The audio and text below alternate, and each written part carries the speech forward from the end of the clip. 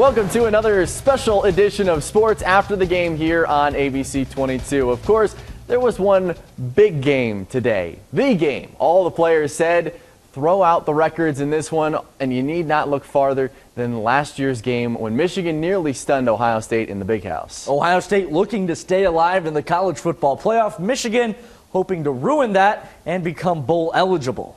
Buckeyes haven't lost to Michigan in the shoe since 2000. Could be Kettering native Brady Hoke's last game. First drive of the game, worst possible start for Michigan. Devin Gardner's pass picked off by Von Bell, and the Bucks are in business, and they waste no time. JT Barrett to Nick Vannett. 7-0 Buckeyes less than 4 minutes in, but the Wolverines would score the next 14, now tied at 14. Barrett, his second rushing touchdown of the game. OSU leads 21-14. Back and forth we go, tied up at 21. Ezekiel Elliott crashes in from 2 yards out, Bucks back up 7, but then this is a nightmare for Buckeye fans. Barrett gets bottled up in the quarterback keeper, looks like a harmless run, but it's anything but that. Barrett down flat on the turf. He had to be carted off. We'll update his status in a moment. Ohio State rallies around its fallen QB, especially the defense. Michigan down 14. Devin Gardner sacked by Joey Bosa.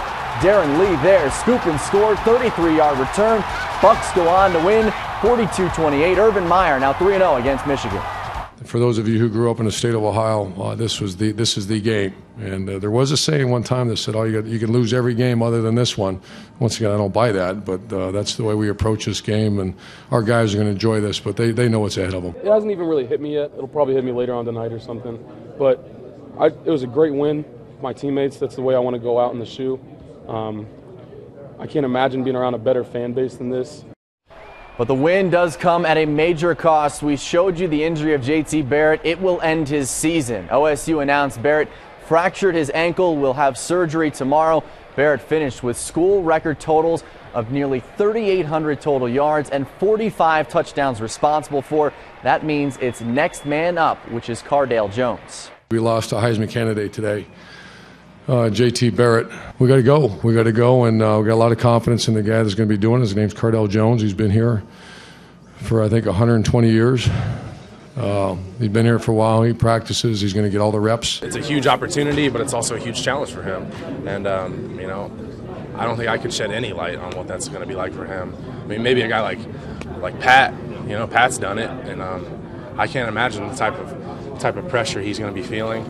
That was the last Ohio State game in the shoe this season, but there are 7 more huge games to come as it serves as the site for all the high school football state championship games next weekend. In Division I, Wayne was hoping to get back to that title game for just the 3rd time and the first since 2010 when the Braxton Miller-led Warriors finished as runner-ups.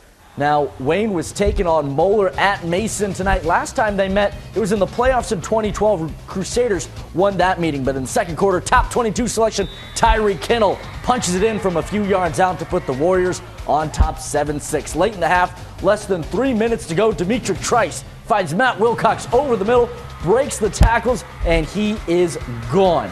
Wayne leads 14-12 at the half. To the third quarter we go. Moeller finally finds the end zone after a bunch of field goals. Crusaders in front 22-14. But Wayne answering with a big drive. Wilcox got a shovel pass for 45 yards, and then Trice to Wilcox again. Pater, 2-point conversion good, and we're tied at 22. Minute and a half to go in the game. Trice up top to Ahmad Wagner, 35-yard touchdown, and Wayne is in front again. Moeller driving in the final minute. Richard Carpenter picking off the pass, puts this game on ice. Wayne going back to state. They win 29-22. Oh, it's surreal. We worked all season for this. Ever since the beginning of the year, our coaches told us that we can go all the way. I got to thank our fans, our team support. Everything's great right now. It feels so good right now, knowing that we're going to stay and all this hard work is starting to pay off. I'm in loss of words, really, but it's not over. We got to finish. Words can't describe it. I mean, it's like a huge roller coaster, and our guys wanted to be on top, and they wanted to get this done. It's just incredible. And on the other half of the bracket, St. Edward houses Hudson 42-14. So it'll set up a rematch of that 2010 state championship game. Wayne and Lakewood St. Edward. Eagles won that meeting 35-28. Coldwater has been remarkable, not just this past season, but in the last decade. The Cavaliers are in state for the 9th time in the last 11 years, and a win tonight would get them their 6th straight trip to the title game. Coldwater would have to get past an undefeated CHCA team, 2 teams in meeting in Piqua. Cavs up 7-3, top 22 selection. Brody Hoying finding Aaron Harlemert.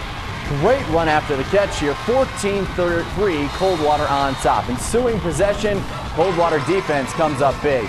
They recover the fumble. The Falcons fumble, and C.J. Seibert with the recovery. Then Hoying airing it out, and that's not a bad idea when you've got Derek Toby. The big gainer sets up the Cavs again on another great catch. Very next play, Hoying going to keep it this one to himself. Couple of really nice cutbacks, and he's in. 21-3 Cavs. Coldwater gets the ball right back after a 3-and-out, and then Hoying finds his favorite target. Another great catch by Toby, and then how about a little tiptoe action on the sideline and in for the score. Coldwater rolls CHCA 34-3. The Cavs will take on Canton Central Catholic in the state championship game. Crusaders beat Bishop Heartland 34-24. So what do you know? Coldwater in a state title game. That's only happened, 6 years in a row now. Cavs will go for the three-peat Saturday at 8 at the Shoe. Fair or not, the expectation once again was that Marion Local would go undefeated and win a state championship for the 4th year in a row. It sounds crazy to say it out loud, but that's the bar that's been set with all of the returning talent and the fact that Tim Goodwin's teams just keep winning. Marion Local taking on Columbus Grove at Lima Senior High School. Flyers, they strike first, giving it to Hunter Wilker. He's playing QB here, tosses it to Kyle Homan for the first touchdown of the game. And then check out Workhorse. It's J.C. Guttemuller doing what he does best for Marion Local. Juking guys, making everyone miss.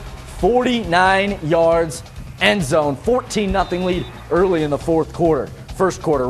Flyers go right back to Guttemuller after a Columbus Grove touchdown. Again, in from 18 yards out, making it a 2-score game in the second. Next possession, guess who? Top 22 selection, Guttemuller. 8 yards out, it's 28-7. And then how about a little icing on this cake? It's been good, but how about Dustin Rethman looking downfield, launches it, nearly picked off Hunter Wilker. Nice little catch after the tip. Flyers score once again, and Marion Local headed back to state. Easy, 55-7. Cake does taste better with icing, by the way. That is very true. But on the other half of the bracket, how about this for icing? Norwalk St. Paul dominates Trimble 41-13. So, Marion Local, St. Paul, they will play for the Division 7 state championship Saturday at 10 a.m. at Ohio Stadium. The poor Flyers, poor Flyers, probably got smacked with a dose of reality when they stepped off the plane in Dayton. No more Puerto Rico ocean breeze. But UD did at least get to ease back into the schedule. The Flyers playing for the first time this afternoon since their return. Just hate saying it, San Juan. Yeah, poor guy. Flyers hosting a very bad UIC team, if I'm going to be blunt. So this one had the makings of a glorified exhibition. Encouraging sign for UD. Another big day for Jordan Seibert. Gets the steal, gets it back, and finishes. Archie said he was pressing earlier in the year. Not the case now. Scoochie Smith living up to the expectations so far this season as well. 3-ball gives UD a 19-14 lead in a very low-scoring first half. But Seibert was the man of the day. Game-high 22 points on 7 of 11 shooting, including 4 of 6 from downtown. Ryan Bass made his Flyer debut, been dealing with a concussion. This is only bucket of the day. The former CJ and Dunbar player is all fired up after scoring for his first time as a Flyer. Flyers rout the Flames 75-41. And how about Wright State? They salvage a win down in South Carolina, beating USC Upstate 56-51. JT Yoho with 17 points. Raiders improved to 4-3 on the season. Not a whole lot going on today, huh? Nope. Just we had a game. There was a college football game, and that's about it. Seriously. That's going to do it for this sports edition of the news, but stay tuned. Your local news and weather is coming up. For James Ryder and Merrick Elkin, thanks for staying up with us, and enjoy the rest of your weekend.